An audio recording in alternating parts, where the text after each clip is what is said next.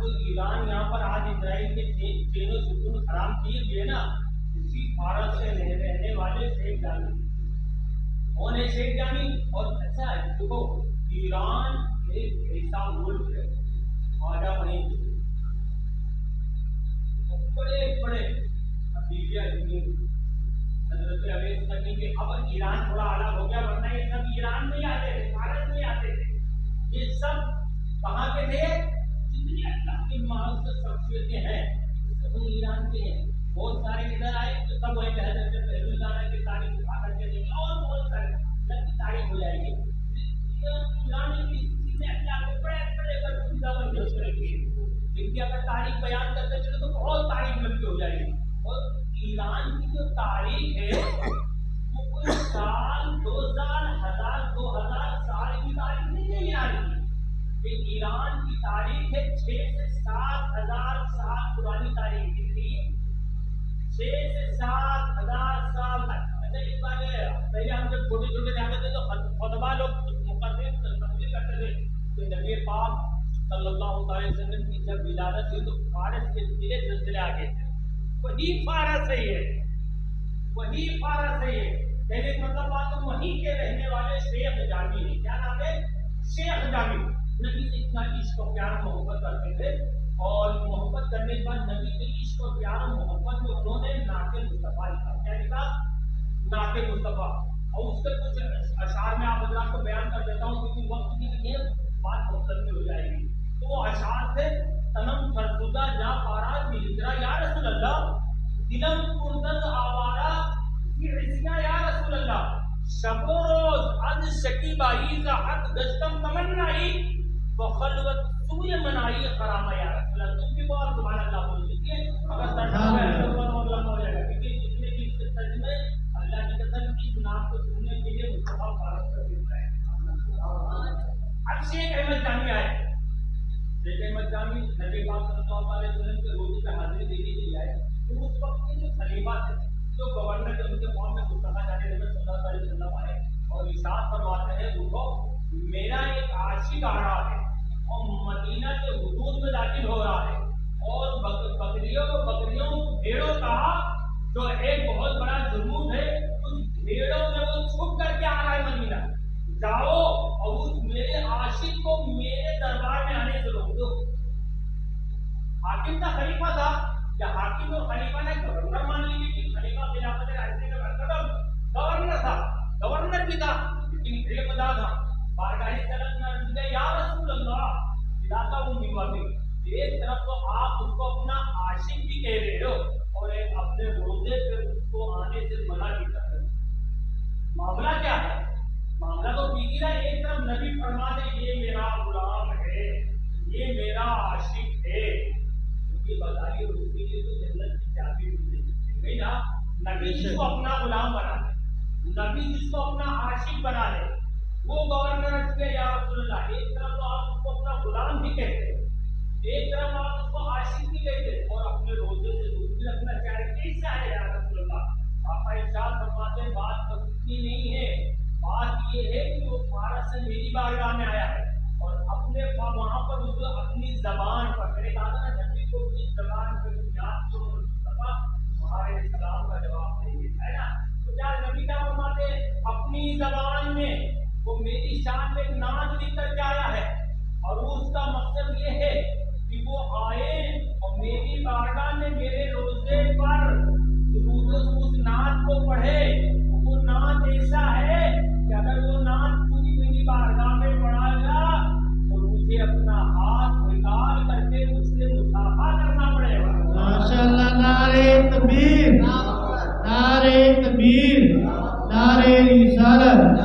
ماشاءاللہ. مصطفیٰ فرماتے ہیں کہ جاؤ میرا عاشق ہے اس کو روک دو. اللہ کی قسم تاریخ بتا دی، تاریخ ہے، اس وقت کی کمی ہے. کہنا کہ چاہ رہا ہوں تو بار بار ان کو نکالا جا رہا آ رہے ہیں، نکالا جا رہا آ رہے ہیں. جب کئی مرتبہ جدوجہد کرنے کے باوجود بھی نہیں اجازت ملی تو نبی پاک صلی اللہ علیہ وسلم اپنے عاشق کو کیسے ناراض کر سکتے ہیں؟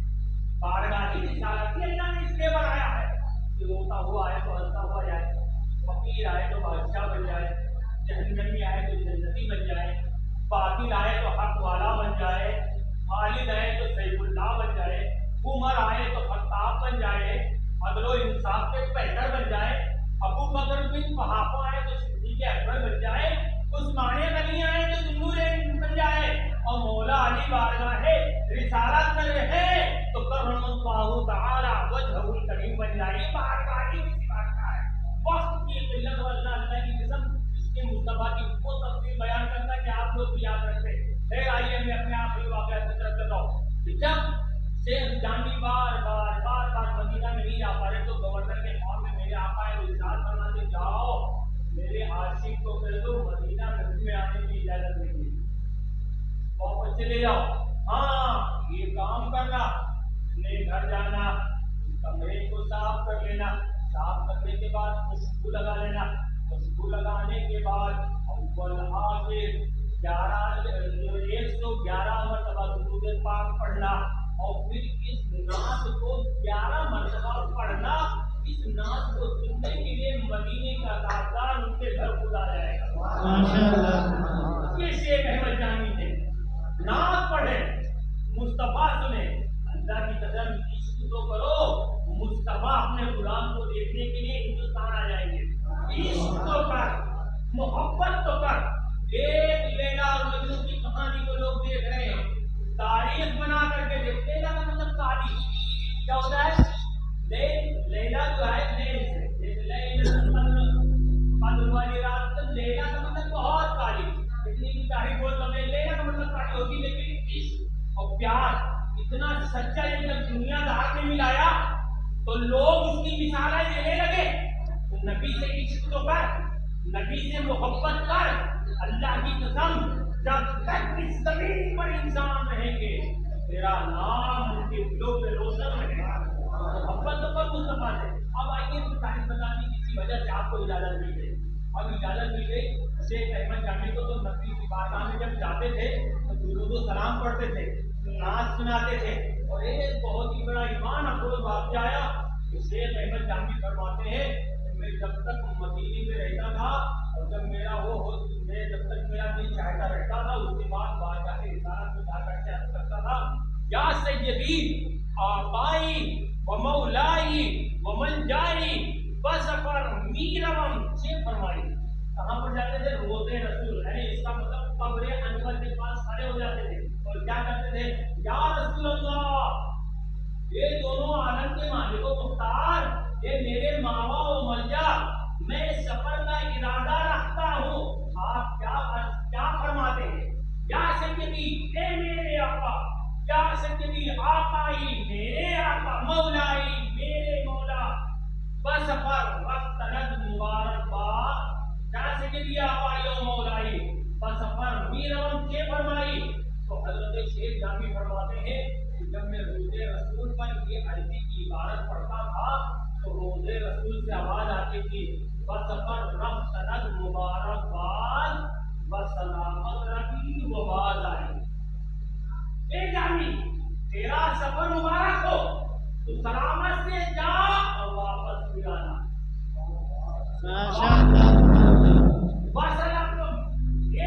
جامی سلامتی کے ساتھ اپنے گھر جاؤ اور اگلے سال پھر آنا۔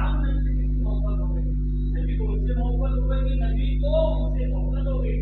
اب یہ تو بہت نظر آتا ہے، حضرت شیخ جامی فرماتے ہیں کئی سال تک یہ رابطہ چلا، نبی کی بارگاہ میں جاتا تھا، جب جانے کا ہوتا تھا اور قبل یاد کے لیے آقا یوم مولائی بسفر کے فرمائی تو آواز آتی تھی قبر انور سے بسفر رفتند مبارکباد بسلامت ربی و باز آئی۔ کئی سالوں تک یہ چلا، ایک وقت یہ آیا شیخ جامی فرماتے ہیں، علامہ جامی فرماتے ہیں، میں بارگاہ رسالت میں گیا، روضے رسول پر میں نے درود و سلام پڑھا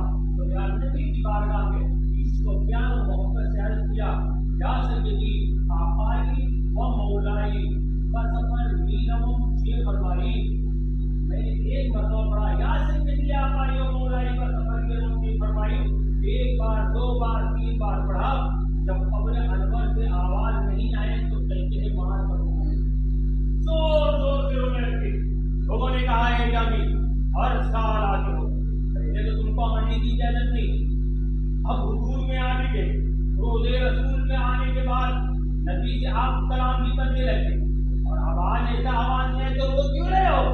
مجھے رونے کا کوئی وہ نہیں ہے، مجھے جانے کا ٹینشن نہیں ہے۔